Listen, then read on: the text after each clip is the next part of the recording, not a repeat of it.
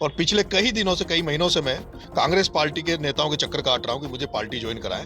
Ticket की बात है, कम से कम मुझे पार्टी तो ज्वाइन कराएं। और आप देख रहे होंगे पार्टी में रोज रोज नए नेता ज्वाइन कर रहे हैं, लेकिन मेरे में पता नहीं कौन सी खामी पार्टी देखती है जो मुझे ज्वाइन नहीं करवा रहे। कि दौसा में मुरारी लाल मीणा अपनी बेटी को लॉन्च करने के लिए आज विधायक है मुरारी लाल जी।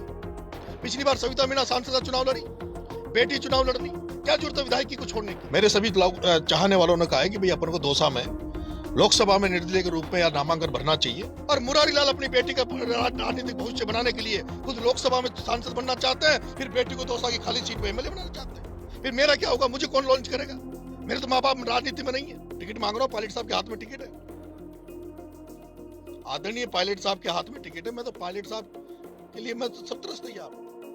ये सीट पायलट साहब की। लोकतंत्र के महापर्व की शुरुआत हो चुकी है, घोषणा हो चुकी है। दौसा लोकसभा क्षेत्र की बात करें तो अभी तक बीजेपी और कांग्रेस ने अपने प्रत्याशियों की घोषणा नहीं की। हालांकि कई लोगों के नाम चल रहे हैं, जिसमें कांग्रेस से लगभग मुरारी लाल मीणा का नाम फाइनल दिखाई दे रहा है। लेकिन इससे पहले ही नरेश मीणा की दौसा लोकसभा क्षेत्र में एंट्री हुई है। खुद नरेश मीणा हमारे साथ हैं। सर, अभी तक तो बीजेपी और कांग्रेस सिर्फ डिस्कस ही कर रही है, मुरारी लाल जी का एक नाम थोड़ा सा फाइनल लग रहा है। उससे पहले आपकी एंट्री क्या मायने रखती है? देखो संदीप जी, मैंने विधानसभा में भी कांग्रेस पार्टी से टिकट मांगा था और कांग्रेस पार्टी ने मेरे को टिकट नहीं दिया था, और मेरा मन भी नहीं था कि मैं वहां निर्दलीय चुनाव लड़ूं। लेकिन मेरे चाहने वाले जितने मेरे प्रशंसक थे, मेरे चहेते थे, उन सब ने कहा कि साहब बहुत उम्र हो गई, कब तक पार्टी का इंतजार करेंगे, कब तक टिकट का इंतजार करेंगे, इस बार हमें मैदान में उतरना चाहिए। और मैं सभी साथियों की वजह से निर्दलीय चुनाव लड़ा, और निर्दलीय चुनाव लड़ने पर मुझे छबड़ा की जनता ने बहुत भरपूर आशीर्वाद दिया। 45,000 वोट मेरे आए। उसके बाद मैंने ये प्रयास किया कि मैं फिर से कांग्रेस पार्टी ज्वाइन करके कांग्रेस पार्टी के साथ काम करूं। और पिछले कई दिनों से, कई महीनों से मैं कांग्रेस पार्टी के नेताओं के चक्कर काट रहा हूं कि मुझे पार्टी ज्वाइन कराएं। टिकट की बात है, कम से कम मुझे पार्टी तो ज्वाइन कराएं।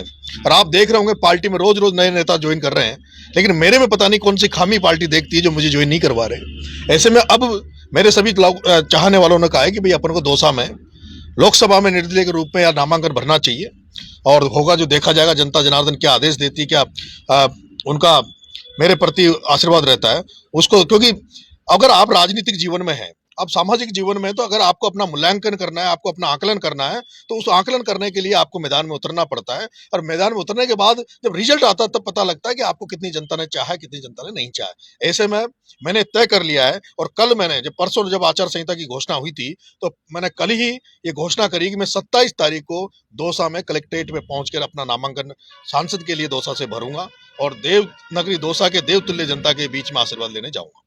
आप लगातार दिल्ली में थे, इतना मुझे जानकारी है। कुछ नेताओं ने संपर्क करने की कोशिश की है आपसे कि नहीं? आप देखो, यहाँ जितने भी नेता है, कांग्रेस पार्टी में जितने भी नेताओं से मैं मिला हूं, सब नेताओं ने एक ही बात कही है कि दौसा का टिकट सचिन पायलट के हाथ में है। जिसको सचिन पायलट चाहेंगे उसको दौसा का टिकट मिलेगा। और संदीप जी, मैं बता देना चाहता हूं, जब से मैं सचिन जी पायलट साहब के साथ लगा हूं, मैं आत्मिक रूप से उनके साथ हूं। मैंने उनका, जब उनको ब्लड डोनेशन की उनका हुआ, तो राजस्थान में सबसे ज्यादा ब्लड डोनेशन मैंने कराया। जब जब भी जहां जहां भी जरूरत पड़ी, सचिन पायलट साहब के साथ मैं खड़ा रहा। और मुझे उम्मीद थी, मुझे उम्मीद है, अभी भी उम्मीद है कि सचिन पायलट साहब मुझे टिकट देंगे। लेकिन मैं देखता हूं कि जब मैं पायलट साहब से बात करता हूं तो वो कहते हैं कि पहले पार्टी ज्वाइन करो। पार्टी कांग्रेस के प्रदेश अध्यक्ष ज्वाइन कराएंगे। प्रदेश अध्यक्ष के पास जाता हूं तो वो कहते हैं कि वहां तो कोई दिक्कत ही नहीं है, वहां तो पायलट साहब जिसको कहते हैं उसको टिकट मिलेगा। मेरा ये मानना है लेकिन कि पायलट साहब के यहाँ नाक कान जो है दौसा में, वो दो लोग हैं, एक मुरारी लाल जी मीणा और दूसरे जीआर खटाना जी। और दोनों के लिए मैंने कोई कम नहीं किया। जब मुरारी लाल जी ने अपनी बेटी को चुनाव लड़ाया राजस्थान विश्वविद्यालय से, उन्होंने कहा नरेश मेरी बेटी चुनाव लड़ रही है, मैं तुम्हारी जरूरत है मुझे, तुम इसकी मदद करो। मैंने कहा साहब ये चुनाव नहीं जीत पाएगी, इसकी तैयारी नहीं है। तो मुरारी लाल जी ने कहा कि जीत हार का कोई फर्क नहीं पड़ता, मुझे मेरी बेटी को लॉन्च करना है, मुझे मेरी बेटी को नेता बनाना है। और मैंने उनकी बेटी निहारिका के लिए रात दिन मेहनत की, जी जान तोड़ मेहनत की राजस्थान विश्वविद्यालय में। और आपने देखा होगा निर्दलीय चुनाव लड़ी, कम टाइम में रिकॉर्डेड वोट उस विश्वविद्यालय में उसके आए। मैं देख रहा हूं, दुख होता है मुझे। जीआर खटाना जी के लिए मैंने चुनाव में, विधानसभा चुनाव में घर घर जाके वोट मांगे बांदीकुई में। मैं आज भी मानता हूं, अगर मुरारी लाल जी मीणा और जीआर खटाना चाले तो आज भी नरेश मीणा को दौसा का टिकट मिल जाए। मुझे उम्मीद है कि मुझे टिकट मिलेगा। लेकिन अब देखता हूं, लेकिन अब दुख होता संदीप जी कि दौसा में मुरारी लाल मीणा अपनी बेटी को लॉन्च करने के लिए, आज विधायक है ना मुरारी लाल जी, पिछली बार सविता मीणा सांसद चुनाव लड़ी, बेटी चुनाव लड़ ली, क्या जरूरत है विधायकी को छोड़ने की? किसी दूसरे को मौका देना चाहिए।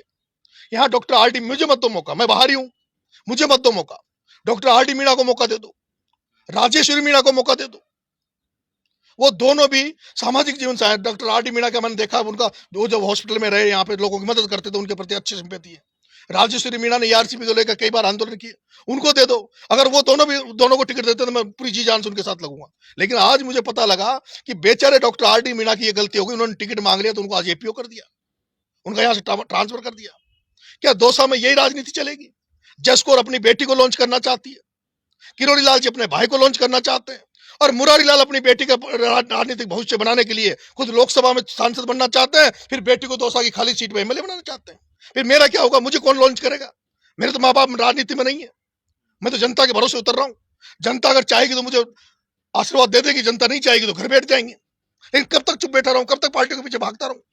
44 साल उम्र हो गई, 44 साल तक पार्टी को झंडे उठाते हो गए, 44 साल तक नेताओं के झंडे उठाते हो गए, और मैं देख रहा हूं आज जब भी उन नेताओं को मेरी जरूरत पड़ती है मैं तैयार रहता हूं, और जब मुझे जरूरत पड़ती है कोई नेता मेरे साथ नहीं होता।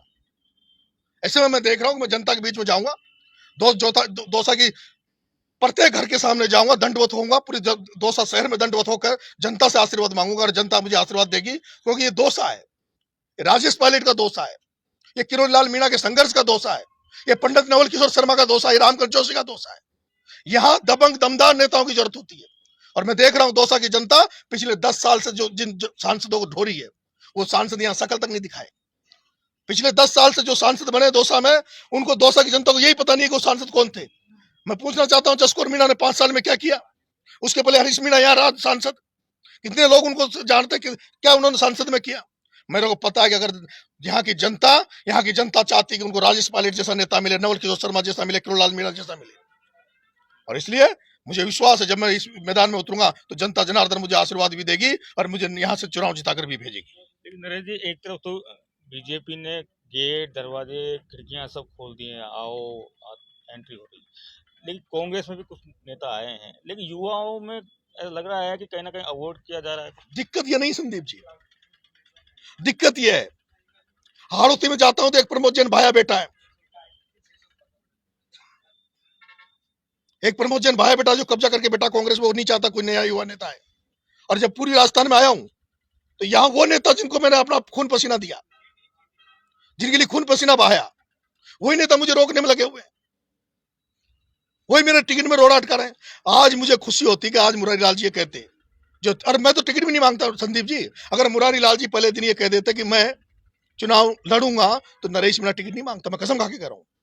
उन्होंने पहले दिन से कहा कि मैं टिकट पे नहीं लूंगा, मैं चुनाव नहीं लड़ूंगा। उन्होंने कसम खाई कि मैं नियारी की कसम खा रहा हूं, मैं चुनाव नहीं लड़ूंगा। अब क्या हो गया? वो कहते हैं कि मुझे जबरदस्ती पार्टी टिकट दे रही है। पार्टी टिकट तो जबरदस्ती हेमाराम चौधरी को भी दे रही थी, पार्टी जबरदस्ती टिकट तो भरत सिंह जी को भी दे रही थी, पार्टी जबरदस्ती टिकट तो चांदना को भी देना चाहती है, प्रमोद जैन भाया को भी देना चाहती है। वो जब टिकट नहीं ले रहे तो मुरारी लाल जी क्यों ले रहे हैं? और जब तुम ये कह रहे हो हमारी तबीयत भी ठीक नहीं है, जब तुम्हारी तबीयत भी ठीक नहीं है तो फिर क्यों पार्टी के पीछे भाग रहे हो? जनता को बेवकूफ बनाते हो, जनता से कहते हो कि मैं चुनाव नहीं लड़ूंगा, जबरदस्ती पार्टी मुझे दे रही है। कोई जबरदस्ती नहीं दे रही। आप जनता को तो कहते हो पार्टी मुझे टिकट, पार्टी मुझे जबरदस्ती दे रही है। किसको देती है जबरदस्ती? पार्टी ने सर्वे करा लिया, यहाँ पार्टी ने सर्वे करा लिया, सर्वे में नरेश मीणा एक नंबर पे। नरेश मीणा के लिए कम से कम 2 जातियां तो इस दौसा में जो सबसे बड़ी लामबंद जातियां हैं, गुर्जर और मीणा, वो 100% वोटिंग करेगी। और जो युवा साथी है, जो विश्वविद्यालय से निकले हुए लड़के हैं, वो मेरे साथ देने के लिए तैयार बैठे हैं। कांग्रेसी जो ओरिजिनल कांग्रेसी वो तैयार बैठे हैं। लेकिन मैं सुनता हूं लोग कहते हैं यहाँ के जो कांग्रेस के जो मालिक बना बेटा, जो छत्रा बनना चाहता है, वो कहता है कि यहाँ उसका यहाँ क्या काम, यहाँ जाएगा तो कब्जा कर लेगा। दिक्कत ये नहीं कि मेरे में कमजोरी है, दिक्कत ये उनको ये डर लगता है कि अगर नरेश मीणा एक बार बन गया तो हमारी राजनीति ठंडे बस्ते में चल जाए, क्योंकि उन्होंने आज दिन तक केवल एमएलए एमपी बन गए, टिकट ले आते हैं, एमएलए बन जाते हैं। मैं पूछना चाहता हूं आज दिन तक उन लोगों ने कब सड़क पर खून पसीना बहाया है, कब धरना दिया है, कब प्रदर्शन किया है? ईआरसीपी के मुद्दे पर राजेश्वरी मीणा पैदल पैदल डोली। ये जो एमएलए बने बेटे, ये कहां डोले, किस जगह डोले? आज भी ईआरसीपी लागू हुई है। मैं कहना चाहता हूं इस दौसा में अगर आपने दमदार नेता नहीं बनाया ना, तो 5 साल तक सोचना मत कि ईआरसीबी का पानी आपके घरों तक आ जाएगा, आपके खेतों तक आ जाएगा। अगर आपको ईआरसीबी का पानी, चंबल का पानी अपने खेतों में लाना, अपने घरों तक लाना है, तो आपको दमदार सांसद चाहिए। ऐसा सांसद जो संसद को भी ला दे, जिसकी आवाज दिल्ली तक जाए। और अगर इस दौसा की जनता ने मुझे आशीर्वाद दिया, तो मैं दिखा दूंगा कि कोई आया है राजनीति करने, जो जनता की राजनीति करता है। चलिए, आप लगभग फाइनल जैसा हो गया है, शायद लग नहीं रहा है कि आपका नंबर आएगा कांग्रेस। दिल्ली चुनाव के लिए आपने कमर भी कस ली, 27 तारीख को आप नॉमिनेशन भी कर रहे हैं। किस तरह के रहेंगे, क्योंकि आपके सामने बड़े नेता रहेंगे, त्रिकोणीय श्रृंखला रहेगी कि सीधा फाइट टू फाइट रहेगा आपने सामने? मैं आपको बता दूं संदीप जी, आज मैं नीलकंठ महादेव के मैंने अभी दर्शन किए हैं दौसा में। अभी मैं आज कार्यालय देख रहा हूं अपने लिए। एक बड़ा सा हम कार्यालय आज खोलेंगे, और कल से मेरे युवा साथियों के साथ मैं खुद दिन रात मेहनत करेंगे। और 27 तारीख को सबसे पहले हमारा मकसद है कि 27 तारीख को जो मेरी नामांकन रैली है, उसमें ज्यादा से ज्यादा लोगों को हम बुलाकर, अपने समर्थकों को बुलाकर, और यहाँ एक बार अपनी बात उनके सामने रखेंगे, और उसके बाद हम मैदान में उतरेंगे। मुझे विश्वास है कि 27 तारीख को जो दौसा में मेरा नामांकन होगा, वो एक इतिहास रचा जाएगा दौसा की धरती पर। आज दिन तक किसी भी नेता का नामांकन इतना बड़ा नहीं होगा जितना नरेश मीणा का नामांकन 27 तारीख को होगा। कल से हम गांव गांव, घर घर पीले चावल बांटेंगे, और उम्मीद है कि 1 लाख लोगों के साथ में नामांकन भरूंगा। लेकिन इसमें बीच में एक बात भी आती है कि अभी तक हालांकि लिस्टें जारी नहीं हुई है दोनों की, लेकिन जहां तक नाम फाइनलाइजेशन हो गया है, तो उस हिसाब से तो लग रहा है कि कांग्रेस वर्सेस कांग्रेस हो जाएगा दौसा में। तो देखो, जिसकी भी टक्कर होगी वो मेरे से होगी। किसकी टक्कर मानते हैं? कांग्रेस 2 दिन बाद में, जैसे 27 तारीख के बाद में आप सड़कों पे निकलोगे, गांव में निकलोगे ना, तो लोग जब पूछोगे आप टक्कर किसकी है, तो लोग कहेंगे, बीजेपी वाले कहेंगे नरेश मीणा से टक्कर है, कांग्रेस वाला कहेगा नरेश मीणा से टक्कर है। टक्कर नरेश मीणा से होनी है, और एक तरफा चुनाव जीत के जाऊंगा। जब किरोड़ी लाल मीणा केवल एक जाति के वोटों से चुनाव सांसद बन सकता है, तो नरेश मीणा को तो 36 कौम वोट देगी। नरेश मीणा को हर घर का युवा नरेश मीणा बन के और नरेश मीणा के लिए वोट मांगेगा। इसमें ये भी तो बात है ना कि आप कह रहे हो, चलो ठीक है, समझ में आती है, लेकिन कई चीजें ऐसी हैं, जैसे आपने खड़ा भी हो लिया हम लोग, और सचिन पायलट ने मना कर दिया कि नहीं नरेश आप तो बैठ जाओ, फिर मुझे टिकट दिला दो ना। टिकट मांग रहा हूं, पायलट साहब के हाथ में टिकट है, आदरणीय पायलट साहब के हाथ में टिकट है। मैं तो पायलट साहब के लिए मैं तो सब तरह से तैयार हूं। ये सीट पायलट साहब की है। लेकिन चलो, इसके ऊपर भी मैं पूछता हूँ, क्या बीजेपी वालों ने कांटेक्ट करने की कोशिश की है आपसे इन दिनों में? मेरे को भारतीय जनता पार्टी का ऑफर था। भारतीय जनता पार्टी ने मेरे को लाल बत्ती का ऑफर दिया। कब दिया है ये? जिस दिन आचार संहिता लगी, 3 बजे के पहले उनका यह था कि 3 बजे के पहले आप बीजेपी में आ जाओ, हम आपको लाल बत्ती देंगे, एसटी बोर्ड का, जनजाति बोर्ड का चेयरमैन बनाएंगे। मैंने कहा जनजाति बोर्ड तो छोड़ो, अगर मुझे सांसद का टिकट भी दे दो ना भारतीय जनता पार्टी, तब भी मैं बीजेपी ज्वाइन नहीं करूंगा। मेरा विचार ही नहीं मिलता उस पार्टी से। मैं नरेंद्र मोदी और अमित शाह की शक्ल देखना नहीं चाहता। जो लोग हमारे आरक्षण के दुश्मन है, जो पिछड़ों के, शोषितों के दुश्मन है, जो आदिवासियों को, दलितों के दुश्मन है, उस पार्टी में मैं कैसे चला जाऊं? लेकिन बाद में यही आता है, लास्ट में फिर वही सवाल है कि नुकसान किसको, क्योंकि नरेश मीणा किसी ना किसी को तो नुकसान पहुंचाएंगे। किसको नुकसान अब मैं पहुंचाओगे किसी आप? को नुकसान क्यों पहुंचाऊंगा? मैं तो खुद चुनाव जीतूंगा। मैं नुकसान पहुंचाने के लिए खड़ा नहीं हो रहा संदीप जी। नरेश मीणा दौसा की धरती पर सांसद बनने के लिए खड़ा हो रहा है। लोगों ने यही बात वहां छपरा में कही। लोगों ने दुष्प्रचार किया कि नरेश मीणा किसी का नुकसान करने के लिए खड़ा हो रहा है। नरेश मीणा किसी का नुकसान करने के लिए खड़ा नहीं हो रहा। नरेश मीणा तो निर्दलीय सांसद बनने के लिए खड़ा हो रहा है। मैं क्यों अपनी एनर्जी खराब करूंगा? क्यों अपना धन बर्बाद करूंगा किसी का नुकसान करने के लिए? मैं तो, मेरा खुद का भविष्य, मेरे 44 साल उम्र हो गई, कब तक मैं पार्टी के पीछे भागूं? इस चीज में कोई चीज आ जाती है, एक वीडियो वायरल हुआ था आपका, जिसमें आप भावुक भी हो गए थे कि किसानों का कोई, अगर परिवार में कोई लीडर हो तो वो मंत्री बन जाता है, विधायक बन जाता है, हमारे पीछे तो कोई आका है नहीं, तो आंखों में आंसू भी कुछ आ गए थे आपको? कोई तो दुख है ना, दर्द है ना। आज देख नहीं रहे क्या आप राजस्थान की राजनीति में क्या हो रहा है? हनुमान बेनीवाल को कमजोर किया जा रहा है। सचिन पायलट को जब बनने का मौका आया, उनको कमजोर किया गया। आज डॉक्टर साहब की क्या हालत है? डॉक्टर साहब को कमजोर किया जा रहा है। आपका भी नंबर है इसी में। और क्या, लोगों को लगता है कि यार ये भी उसी तरह का लीडर है। जिस दिन इसको मौका मिल जाएगा, उसी तरह की जनता की राजनीति करेगा, किसानों की राजनीति करेगा, दलित पिछड़ों की राजनीति करेगा। तो इसको समय पर मार दो, समय पर इसकी राजनीतिक हत्या कर दो। मैं पूछना चाहता हूं कि मैं मेरे समाज की बात करना चाहता हूं, मेरे समाज की बात अगर मैं करता हूं तो मैं देख रहा हूं किरोड़ी लाल मीणा के अलावा इतने सारे एमएलए एमपी घूम रहे हैं, इतने सारे एमएलए एमपी है। आज दिन तक उन्होंने किरोड़ीलाल के अलावा जितने एमएलए एमपी उनका उनका कहीं नाम सुना है आपने? कोई धरना प्रदर्शन करते हुए, कहीं जनता के लिए लड़ते हुए? टिकट ले आते हैं, बन जाते हैं, चले जाते हैं, फिर 5 साल बाद में कोई दूसरा बन जाता है। प्रसाद लाल जी चाहते हैं कि कमल नेता बन जाए, रामकृष्ण मीणा चाहता है कि धीरज नेता बन जाए, मुरारी चाहता है कि निहारी का नेता बन जाए, कोई और नेता चाहते हैं कि वो बन जाए। फिर नरेश मीणा जैसे ये जो हजारों जो दूसरे युवा जो कॉलेजों से बन के आ रहे हैं, सरपंच डायरेक्टर जिला परिषदों में बन के आ रहे हैं, इनका क्या होगा भाई? इनको जब तक खुद मैदान में उतर के, जब तक पार्टियों को अपनी ताकत नहीं दिखाएंगे, इन नेताओं को जब तक अपनी ताकत नहीं दिखाएंगे, जब तक ये मानने वाले नहीं है। क्या छोटा किरोड़ी सीनियर किरोड़ी से मिलने गया है या बात हुई है अभी तक कुछ? या मौका मिलेगा तो जाओगे? देखो, डॉक्टर साहब का सम्मान मैं पहले, जब से मैं राजनीति में समझने लगा हूं तब से करता हूं, और मैं ये मानता हूं संदीप जी कि किरोड़ी लाल जी मीणा संघर्ष के पर्यायी हैं। किरोड़ी लाल जी मीणा ने मुझे, आपको पता है कि एक बार सत्याग्रह करने आया जब दौसा में, तो मुझे गिरफ्तार करवाया, मेरे पे हमला भी कराया, लेकिन फिर भी मैं उनका सम्मान करता हूं और जिंदगी भर करता रहूंगा, क्योंकि मैंने उनको छूट दे रखी है। किरोड़ी लाल जी को हमने इतनी छूट दे रखी कि वो हमें मारे पीटे कूटे कुछ भी करे, फिर भी हम उनका जिंदगी भर सम्मान करते रहेंगे, क्योंकि वो व्यक्ति लाखों करोड़ों लोगों के लिए लड़ता है। वो दूसरों के दुखों में शामिल होता है, दूसरों के दुखों को कम करने के लिए वो दिन रात मेहनत करता है। वो हमारा गार्जियन है, हमारा पेरेंट्स है।